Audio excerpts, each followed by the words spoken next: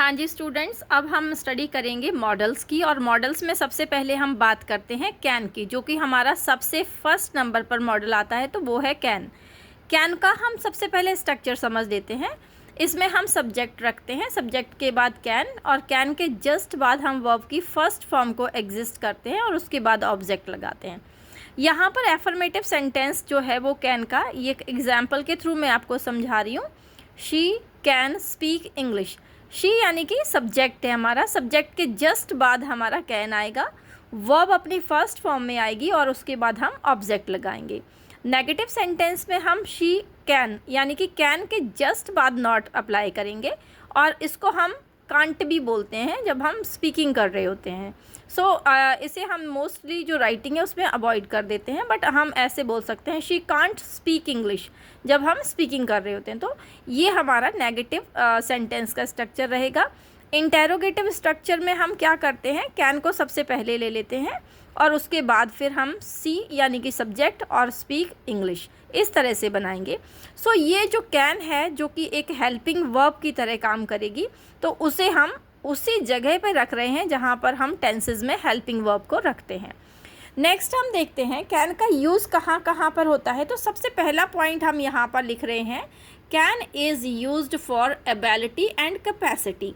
So guys, यहाँ पर ability and capacity में काफ़ी बच्चे कंफ्यूज हो रहे थे, इस वजह से मैंने पहले इनको क्लियर कर दिया है। एबिलिटी क्या होती है? एबिलिटी है स्किल। स्किल यानी कि हमारे पास कोई भी स्किल है उसे हम अपनी एबिलिटी कहते हैं, या फिर हम उसे कहेंगे पावर टू डू समथिंग, कुछ करने की ताकत। हम यहाँ पर एग्जाम्पल के थ्रू समझेंगे। It means you do something successfully. कोई भी चीज़ है जिसे आप सक्सेसफुली कर सकते हैं, कोई भी ऐसी स्किल है जिस पर आपकी फुली कमांड है, तो वो आपकी एबिलिटी होता है। Next, she can speak English fluently. यहाँ पर अगर हम ये सेंटेंस लिख रहे हैं कि वह अंग्रेजी में बड़ी तेज़ी से बात कर सकती है, तो ये क्या है? She has the ability to speak in English. उसके पास एक एबिलिटी है ताकि वो इंग्लिश में अच्छे से बात कर सकती है। नेक्स्ट हम बात करेंगे कैपेसिटी की। कैपेसिटी क्या होती है? How much can I handle.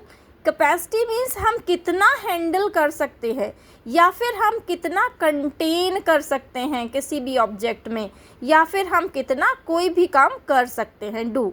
ये तीनों कंडीशन हो सकती हैं गाइज। यहाँ पर एक छोटा सा चार्ट है जिसके थ्रू मैं आपको एबिलिटी एंड कैपेसिटी समझाती हूँ। तो पहले आप एबिलिटी समझ लीजिए। एबिलिटी इक्वल टू स्किल और power to do something. Can I do it, किसी भी काम को कर सकते हैं, या फिर he has the ability to run fast, उसके पास एक एबिलिटी है बड़ी तेज़ी से चलने की। नेक्स्ट बात करते हैं कैपेसिटी की। कैपेसिटी में क्या है? मैक्सिमम पोटेंशियल, हमारी सबसे ज़्यादा ताकत, मैक्सिमम पोटेंशियल को कैपेसिटी कहते हैं, या फिर लिमिट को भी हम क्या कहते हैं? कैपेसिटी कहते हैं।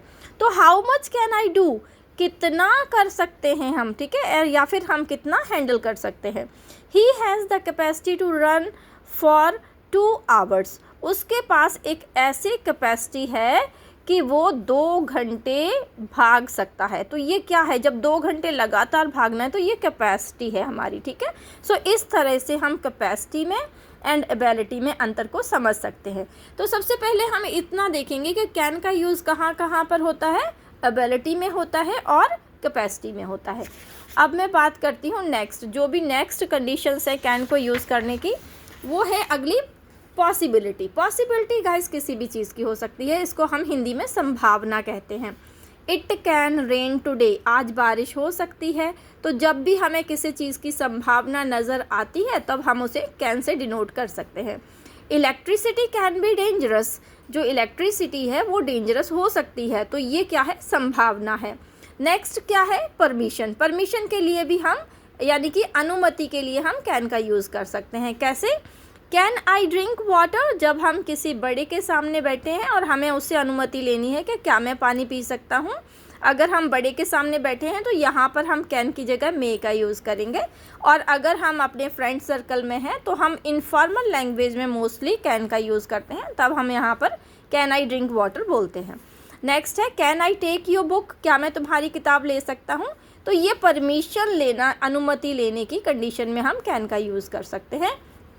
लेकिन हम बड़ों से, रिस्पेक्टेड पर्सन से जब अनुमति ले रहे हैं तो हम वहाँ पर कैन को रिप्लेस करेंगे मे के साथ। तो ये आप ध्यान रखिएगा। रिक्वेस्ट और ऑर्डर, जहाँ पर हमें प्रार्थना करनी है या आदेश देना है तब भी हम यहाँ पर कैन का यूज़ करेंगे। Can you switch on the computer, क्या तुम कंप्यूटर स्विच ऑन कर सकते हो। नेक्स्ट है can you do this in 1 hour, क्या तुम 1 घंटे में ये कर सकते हो। तो ये सारा कुछ जो है वो कैन के अंतर्गत बनता है।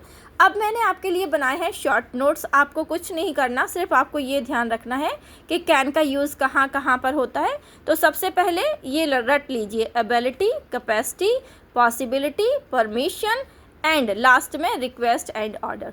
Thank you so much.